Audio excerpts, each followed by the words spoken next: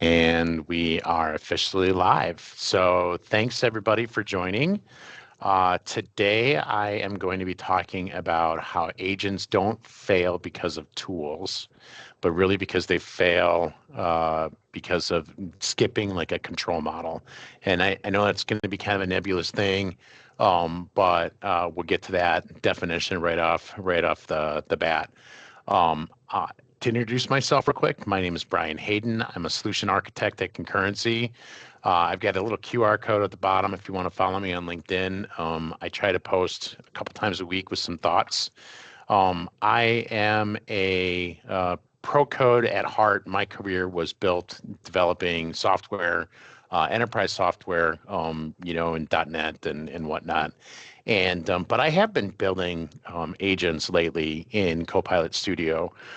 So I want to take a look at like building an agent, but looking at it from a lens of like, what's the best way to do it? Should I be gravitating towards Copilot Studio, where the promise of low code and building agents, really quickly, or should I be building it in pro code? I'm really going to help you figure out like how to make that decision process. And so for the next 45 minutes, we'll kind of talk through, a specific example and how I frame up whether to use pro code, low code, or hybrid. So our agenda, first, I'm going to talk about like the problem. And the problem is I have a lot of meetings and I can't attend them all, and I need an agent that's going to help me figure it out. But we're going to do this like the same agent, kind of looking at it through like three different lenses. And I've got a scorecard that you can use, help you decide which way which way is the best way, like what the trade-offs are. And so you can take that decision matrix, and maybe modify it a little bit to what you want to do. You could also use it as is. So, I mean, first and foremost, like, why do agents stall even when like a demo or like I saw somebody do this and it looked really great? So, I think that there's really kind of four key areas where agents, tend to stall. They die the moment security and ops show up, it's kind of like the thing, right? So we start off typically with a pilot, and the tool first decisions, how does this actually work? And pilots are great for demonstrating like short-term value, but they don't actually like get into the nitty-gritty. Yesterday, I was talking with a customer. We were talking about the 80%, 20% rule. And a lot of times out of the box, we can get 80%, of things to like work correctly, like on the first try. But really the value, like nobody's spending time on those 80% things. They're spending time on the 20% that are really hard. So it's not really saving time if it solves the thing that people don't really spend, effort and energy on. So that's one area where we just have like mismatched expectations. Security, definitely is an area where it stalls. When people have this vision that this agent is going to do these five things for me, and then somebody comes in and says, wait a second, I have to have a human in the loop on this one. We can't just pass this through. That causes a lot of conversations within the organization. And so the autonomy is really kind of unclear. Am I supposed to act on this, or am I supposed to give you advice on what you're supposed to do? And sometimes we start with, the advise and never get past it and get to the act. And that can be for a variety of reasons. Another area where we run into a stall point is around ops. Data access and governance come like way, way too late. I do a lot of Fabric projects and I talk about Microsoft Fabric a lot, and I always bring governance into the data layer like at the very beginning. It's so hard to come back after the fact and try to like put guardrails around it. So it's going to cause a lot of rework, and people and organizations don't necessarily have the energy to put into something like that. And then scale. That's the last like kind of area where these kind of efforts fail. how do I take this pilot that I built for 2 or 3 users to get and gather some feedback and transition this into something that's going to help an entire department, or even more importantly, like help the organization holistically? Should I be, using MCP? Should we expose this through our A2A, framework? These are all things that like people don't necessarily think about when they're building it. And so, don't get hung up on not thinking of these 4 things. They need to be part of the conversation when you start. But before we pick, Copilot Studio or code, we want to pick one thing. How autonomous is this agent that we want to build? Is how autonomous are we going to allow it to be? So I've got this control model, set up. And what I mean by this is, am I going to have an agent that controls and executes work, or am I going to have an agent that is just recommending things that I need to do? And a good example of this is Copilot Studio in the recommend mode, right? So here we're talking about summarize my emails, tell me what I missed, on this call that was recorded, summarize the transcription of this, give me some information, right? Those are just like the recommend type of thing. What should I think of next? What's the next action I can take? Or there's like, I've gotten this email coming in. I want you to tell me what the sentiment analysis and what the classification says we should be doing, and then go ahead and perform that action for me. By doing that, I'm giving an agent quite a bit of like a blast radius around what can go wrong. And I want to make sure that I'm not overexposing, the kind of problems that people tend to see with AI agents, giving incorrect information, hallucinations, et cetera. So, that control mode is really, is this control model is really important to kind of think of like how far do you want to go in the execution mode, and how far do you want to just stay this in the recommendation mode. I actually, with a lot of our projects, start off in the recommend and human in the loop sort of approval before we go into an execute mode, especially when the impact is significant in terms of financial impact of getting something wrong. So uh, let's pick a use case that we can walk through today. And so we're going to start with like a very basic MVP. This is not like this we're going to be kind of in a recommended mode versus like, the execute mode. And that's where I think most people should start. But let's take a look at what that use case looks like. So for me, this is my actual calendar. It goes back a couple of months, but it's very busy. I have a lot of meetings on a daily basis, and I can't attend all of them. And so I've come up with a pattern that allows me to like, sift through the noise and the mess, and figure out what I missed, by not actually attending the meetings. So my practice, my policy is if I'm not required to be in a meeting and I know I'm not going to attend in it, I use the nice new feature in Outlook to say I'm going to follow this meeting. And what that does is it gives me access to the AI insights that are being generated. But I don't have to actually attend the meeting, and it doesn't show up on my calendar. I've got filters, and people can book over the top of it. Super effective. But now I've got all these meetings that are on my calendar that I'm following, and I'm not actually paying any attention to it. And the theory is that I'm going to go back and listen to these recordings, or I'm going to go back and ask Copilot what I missed in these meetings. But I'm not actually going to do that. There's too many of them, and like many of you that are probably in this audience, you're not doing that as well. So what am I going to do? I'm going to build a missed meeting agent. I don't need more meetings. I need what did I miss and what do I owe list as a digest that I can work through. So how's this agent going to work? I'm going to take certain inputs like my calendar and my transcripts and the AI insights, and I'm going to generate some sort of a daily report or transcription report that's going to get sent to me in an automated fashion that says, hey, this is what happened today that you missed. These are the meetings that you followed that you didn't attend. Could even be like they were meetings that I said I was going to attend and wasn't able to get to. But not just a meeting summary, because in a lot of times I don't even really care what the meeting like that, what the content was. was I called out? Did somebody ask, like, we should talk to Brian about this? That's the important thing that I really want to have reported back to me, not a detailed summary of the 15 meetings that I missed today. So I want to keep this kind of like an MVP tight though, so we can like look at the frameworks and the methodology here. And most importantly, to figure out, are we going to use low code or are we going to use pro code, right? So we'll stay with that MVP tight. And we're going to look at it in 3 different ways to figure out what's the best way to do this without slipping into like a science project, right?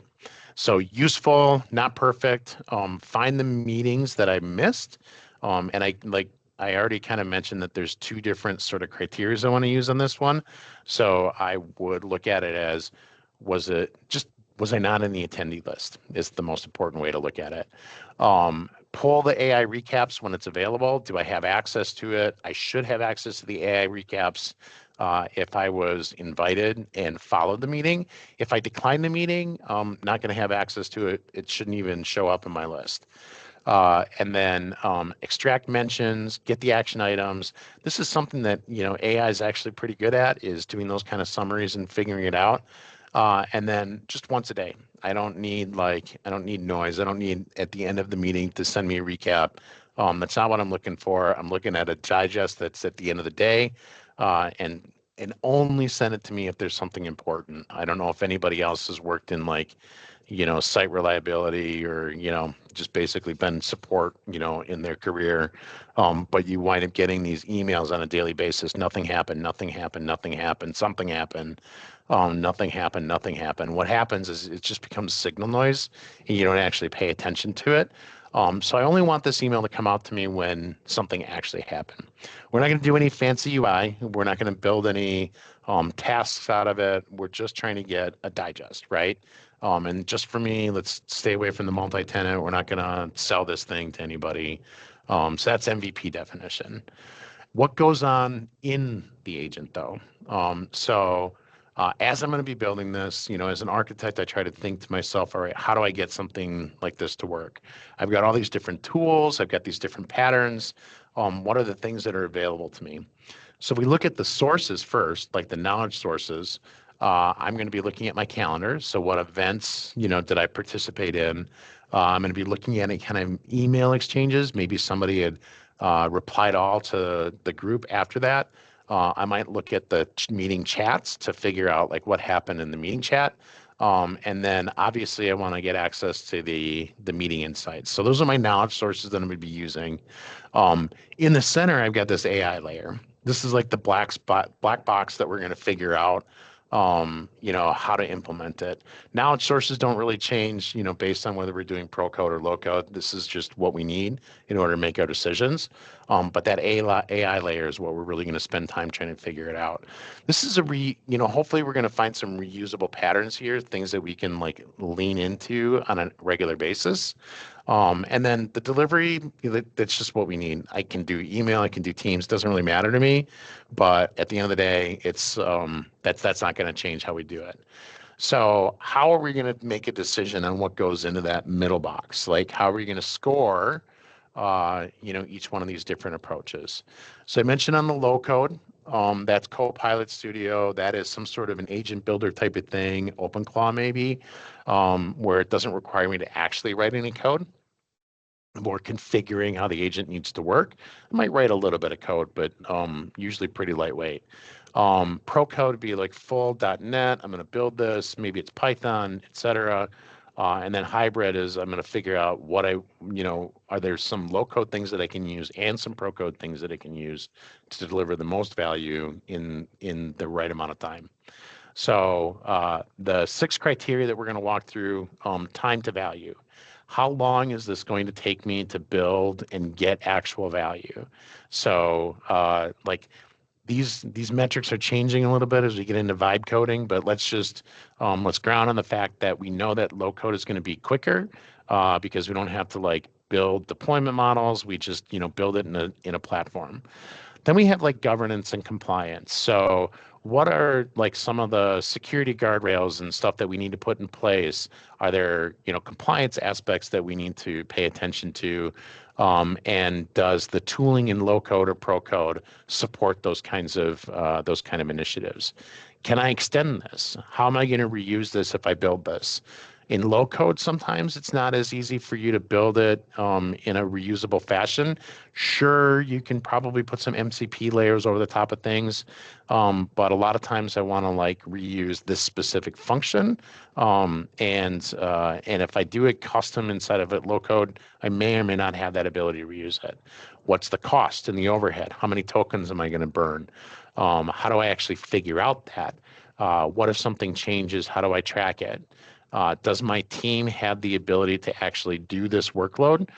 That's an important one. So you might hire a company like Concurrency to build something like this, but at the end of the day, it's yours, and you're going to have to be able to support this. So do I have software engineers that can actually support a pro code solution, or am I better suited for low code? Do I not have either, right? And I'm going to have to use a partner. So you want to think about that as well. And then do I have access to the data, and can these tools actually get access to the data? And in Copilot Studio, just the Power Platform in general, there's a lot of connectors to data sources that your organization is probably already using. And there's workarounds for the ones that they don't, right? So maybe we have API access and et cetera. But like we have to understand like what and how we're going to connect to the data, and you're going to see why that comes into play in our decision matrix and what we're going to build. So before we get into like the evaluation of this, I want to like just sort of be transparent with you on that these approaches need to be evaluated from time to time, because things are changing in this ecosystem really, really quick. Here, some of the latest things in Copilot Studio that have made it a little bit more of an attractive solution lately are evals being built into Copilot Studio, MCPs being available, being able to use different AI models that weren't possible before. So we've got more tool integrations, more connectors to some native things that would have made it harder for us to do in a pro code solution. Also, kind of similarly in that Power Platform, Power Automate continues to get better and better. If anybody's been using any of the Copilot to be able to build workflows in Power Automate, it's fantastic. And it's even becoming less code, because you can just say, hey, connect to this Excel file and extract this information, and then I can move on from it. Microsoft rebranded, I don't want to say rewrote, is a better word, their agent framework from semantic kernel and AutoGen into more of like a reusable Microsoft agent framework. That's accelerated. That's accelerated a lot of the development efforts, and made it more reusable, more durable, and also it's built more for like the best practices in how we're developing agents. And then the Graph AI insights are being kind of elevated to a first-class citizen. So we were having a little bit of a experiment trying to get access to the AI like notes from a meeting. But now that's becoming a little bit easier. This makes the pro code solution a little bit more, a little less attractive, I should say. So that's how things changed. And so now we can kind of get into like how I broke this down.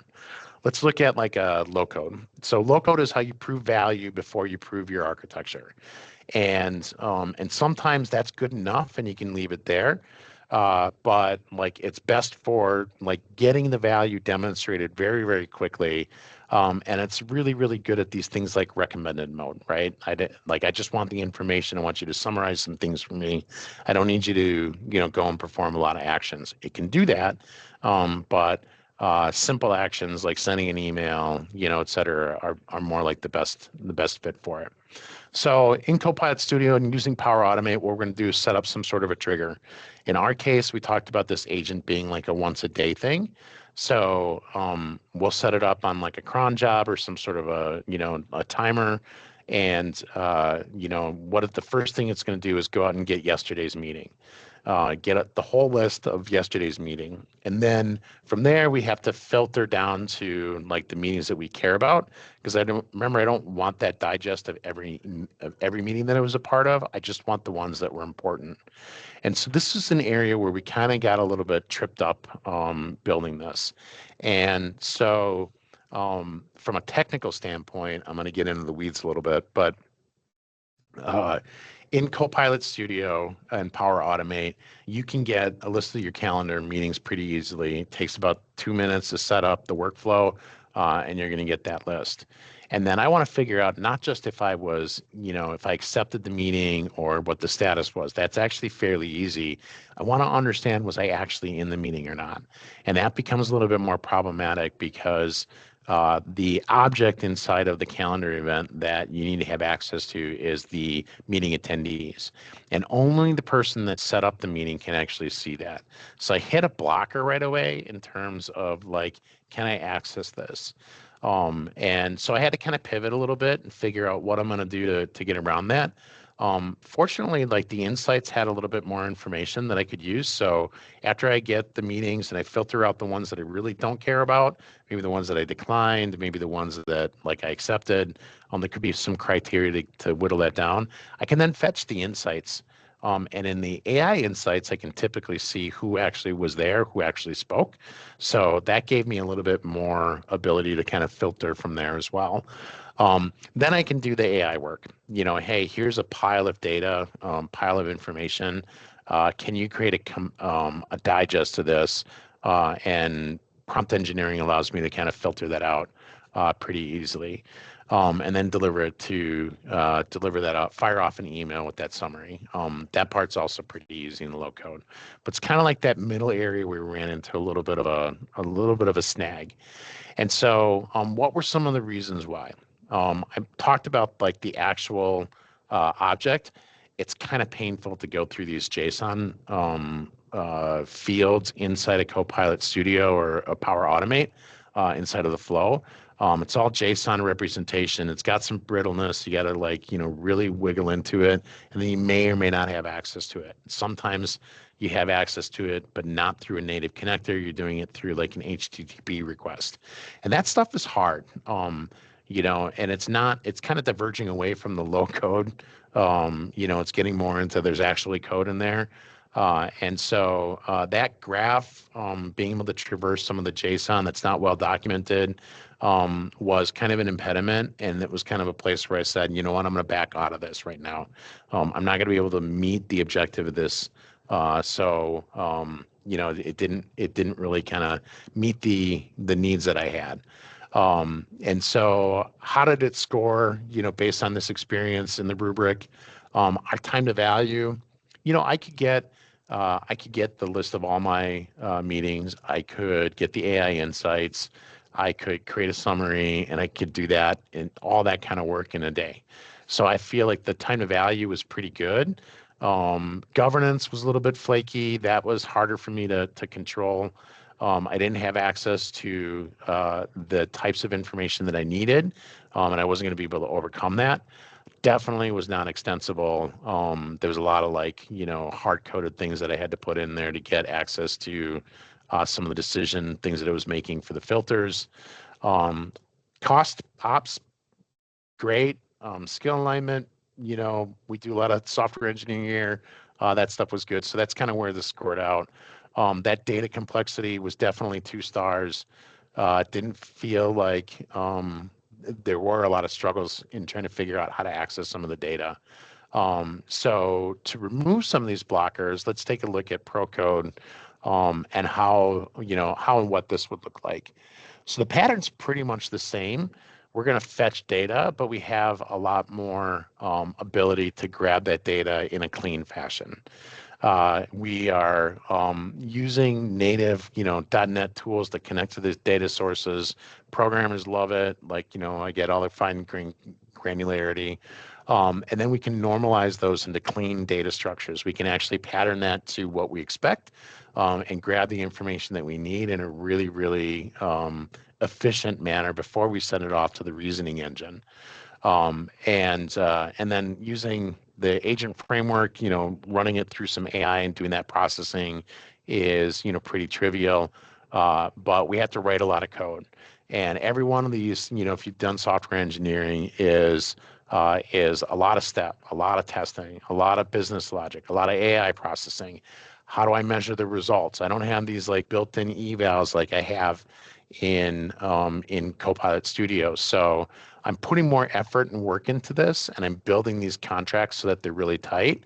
But it takes a lot of effort to get to that point. Um, and so this is like gives me a lot more power to be able to do all the things. I didn't run into any of these roadblocks. I could like natively um, traverse the different elements inside of the Graph API.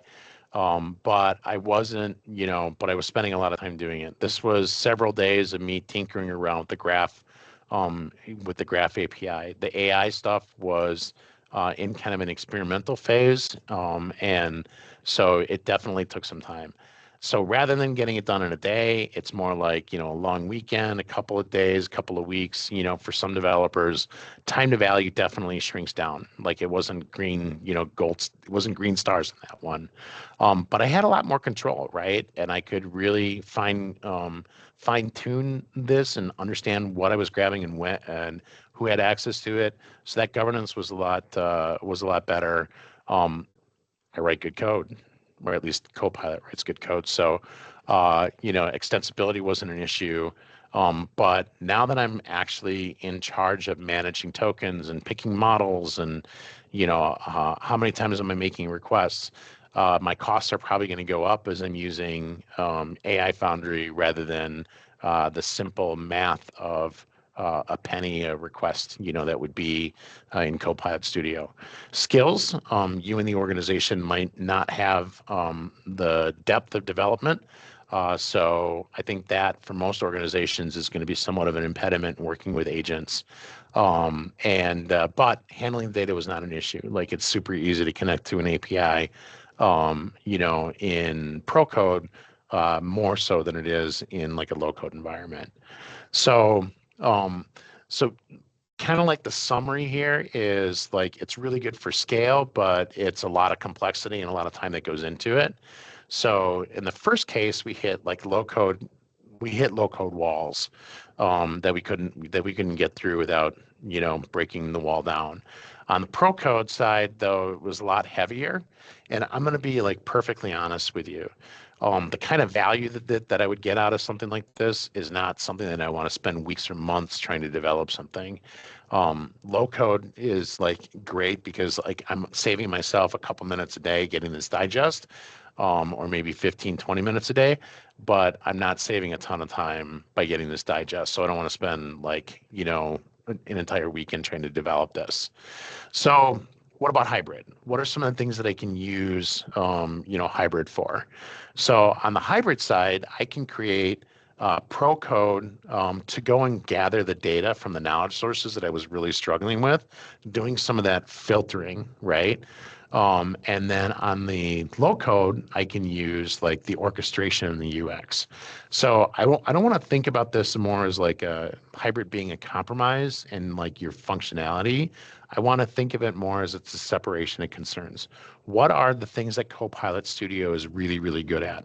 Right now, the user experience of being able to build agents quickly and handle topics and really manage the conversation and the workflow, it's fantastic. That orchestration, it's really, really good at. I can make it a single. I could write my code, in a place where it's just a single Azure function that I have to go and grab information from. And that's where that pro code is going to excel. Complex integration, resilience, traceability, governance, security. Those are the things that pro code is going to be excellent at. It's more durable, and I don't have to worry about things crashing or like security parameters changing and have to go back and figure it out. More secure from the standpoint of I can use things like keys and secrets that I don't really have access to in Copilot Studio as well. So finding that like a balance between between pro code and low code is really kind of where the sweet spot is. So, all right, let's make this a little bit more concrete. What did this final architecture look like? So on the Copilot Studio side, I'm using like the intent recognition, conversation flow, orchestration flow. Like how do I get from point A to point B? I can do the triggering, in that environment. On the backend API, though, I'm actually connecting to the knowledge graph. I'm actually connecting to the AI components to do some of the processing and the logic that I want to do.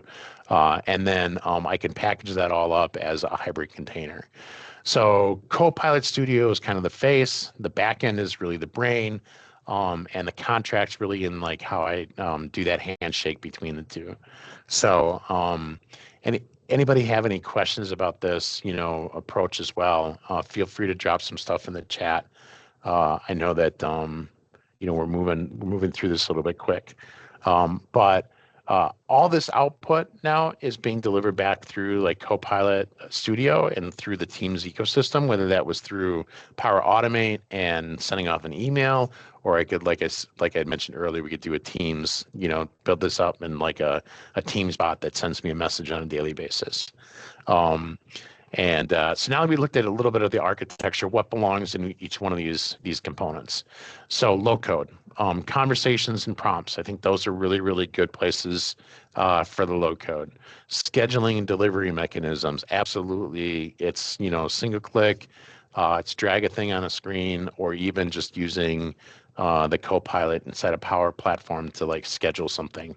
Approvals and workflows are fantastic for that. Like we can set some of those mechanisms up using the low-code tools, and then formatting the output is a great way to do that as well. On the pro-code side, though, graph calls, paging, retries, all that kind of heavy lift, type of software engineering is better to do in the pro code. I would also say like some of the experimental things are going to be easier for you to do on the pro code side. Getting the insights, like actually working through different models, I found that I had more tools at my disposal to be able to do classification, intent recognition, et cetera. That whereas on Copilot Studio, I'm sort of limited to the different models that I want to use. And then normalization and ranking, getting that stuff to fit into a more compressed digital footprint that I can send off to AI. That's some of the things that were better in ProCode. You get some testing and telemetry out of the low-code solutions, evals, definitely. But telemetry on like trying to figure out what went right and what went wrong, a little bit harder in the Copilot Studio. So I was able to use things like App Insights to do a little bit more telemetry on the ProCode side to give me an understanding of where those failure points were and where I need to pay a little bit more attention. So hybrid, how did that score? For me, clear winner. Hybrid, is going to win in a situation like this agent because it scales pretty easily. And if I want to go from the recommend mode to the execute mode, I don't have to like really rewrite anything. I've got the ability to like send out a meeting request or send out a task, for things for me to follow up. I can do that without having to rewrite it. Those are like the endpoint actions that are really easy for me to do inside of Copilot Studio.